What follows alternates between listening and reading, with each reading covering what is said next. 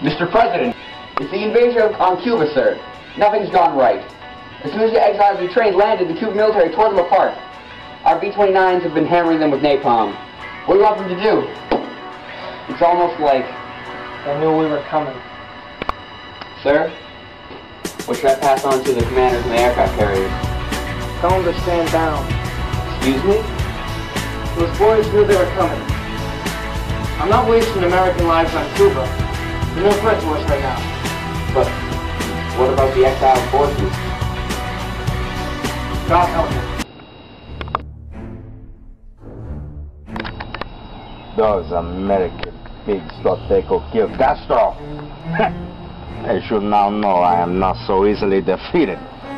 And those exiled traitors who set foot on my island, they will now know my full wrath. You got lucky, my friend. Who are you? And how did you get in here?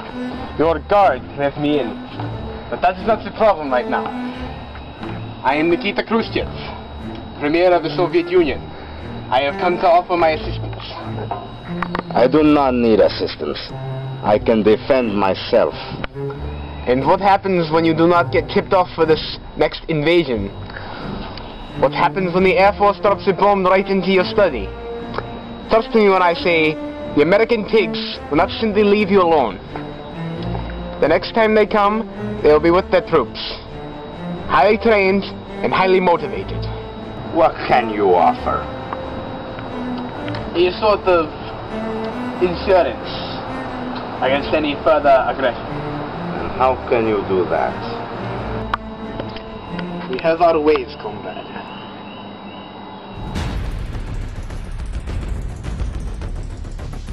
It looks like our greatest fears are coming true. Our enemy is literally at our back door. Now it will be even harder to get Castro out of Cuba. Try impossible. If we even think about touching Castro, Khrushchev will have the Red Army on our soil faster than ever. Listen, I didn't call you two in here to tell me what not to do. I got a pretty good idea of that already. What we gotta do is we gotta figure out what we are gonna do before it's too late. It's only a matter of time before something major happens. What's wrong with you? Jack, you may want to take a seat for this. I was gonna wait until later in the day to tell you this, but I guess now is as good a time as any. Tell me what? Robert, what are you going on about? Yesterday, our B-2s were flying over Cuba. They took these pictures. Impossible. How could they have mobilized this fast? What are we looking at? Launch pads. For what exactly? Missiles. SAMs. Probably R-14s or R-12s. Khrushchev is posing a direct threat to our nation. McNamara, Bobby, call a meeting of my Joint Chiefs of Staff.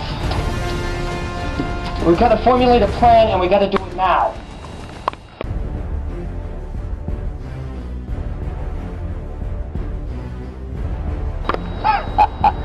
Nikita, I must say, with these launch pads across all of Cuba, we can both be assured of a long and happy reign. But I should ask, are you not worried what the UN Council will say? Of course not. My ambassadors are assuring them that these are purely for defensive purposes. And they believe that. Of course. One of Kennedy's many blunders is keeping many of his missiles pointed at my mother Russia. The UN will not do such a thing against these missiles. What about Kennedy? Don't you think he will try something? Not in the least bit. Kennedy has little more than his good looks to keep him afloat amongst his people. I saw that firsthand during our last debates. He could not stand on his own leading a marching band. I suppose you're right. Kennedy can do nothing to stop us now. He will be at our mercy to do whatever we ask. A toast to a beautiful partnership. Salud. Zdrowie.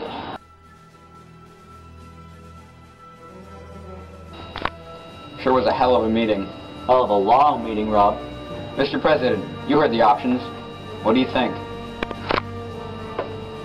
What do I think? I think I'm picking wrong no matter what. Khrushchev won't negotiate like a diplomat. He's been a politician far too long for that. Simply warning Castro isn't going to stop him. Not after the invasion. And a blockade is a non-verbal declaration of war, and that'll give Khrushchev every right to bomb us out. An airstrike will only be effective if all the targets are destroyed. And even if that does happen, we'll have declared war on Cuba and Russia, and the same goes for an all-out invasion. I don't know. What do you think, Rob? Honestly, I think the Joint Chiefs of Staff are taking this too far. The Soviets only have 300 missiles, and even if they use all the bases on Cuba, that's still only 340. We have over 5,000 on our own soil. I don't think we should waste time with these missiles going in guns blazing. But what allies think? They'll think we're a bunch of trigger-happy cowboys. What do you propose, then? Go with the blockade, sir. We'll cut off the Soviet ships before they even bring the missiles to Cuba. What if they attack us? Then we fight back. It's the safest option, in my opinion. However, the decision is yours. Whichever you choose, it'd be wise to tell the American people as to not incite panic. Have your speechwriter prepare 2 speeches. One would be for the blockade. Dare I ask what the second one is for? The attack on Cuba and the declaration of war on Russia and Cuba. Thank you. Now, can I ask you to leave the two of us alone for a minute? Of course. You've been quiet, Bobby. What do you think about all this? McNamara is right. The blockade is the safest option. Khrushchev's gonna run right through that blockade. You know as well as I do that he doesn't respect me. Then you have to make him respect you. Khrushchev may be a snake in the grass, but he's also a politician. He spent the last few years trying to get rid of Stalin's war-hungry influence. Do you really think he wants to be the one to instigate World War III? No. I suppose you're right. Well, I gotta make this blockade work in our favor. If we do it to protect ourselves, it'll just look like we're scared. Don't make it about the United States. Make it about the entire hemisphere. You're right. Those missiles can hit New York or Boston. What's to stop them from hitting Mexico City? Or Rio? I know what I have to do now. Call McNamara and tell him to arrange a message to the American people. ASAP. And tell my speechwriter to ready the speech.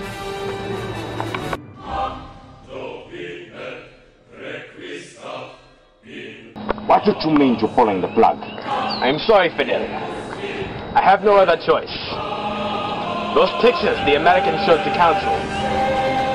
My ambassadors had no words. That is not my problem. What am I supposed to do now?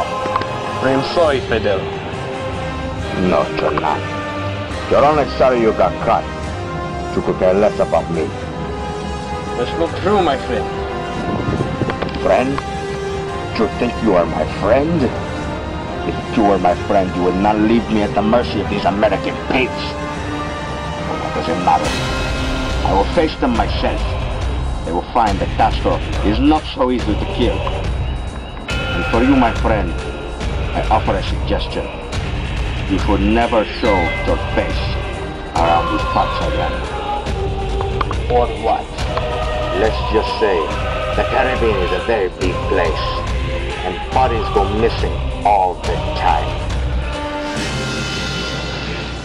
Good luck. I don't need luck. I need missiles. Get out of here.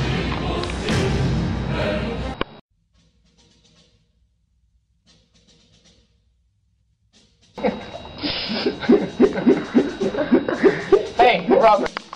What's the word in the UN Council meeting? Those Russians had one foot in the grave, the other in their mouths this whole time. They kept talking about how their missile sites were merely defensive. Of course they are. That's why they're set to contain thousands of tons of nuclear warheads. And that's where it got them. As soon as they stopped blathering on, we had our boys pull out the pictures from the U-2s and RF-8s. They were speechless. Even the communist nations were stunned at their lives. It'll be impossible for Khrushchev to recover from this. Thank you, Robert, for everything. Just doing my job, sir. What do you plan on doing? Well, for now, we wait.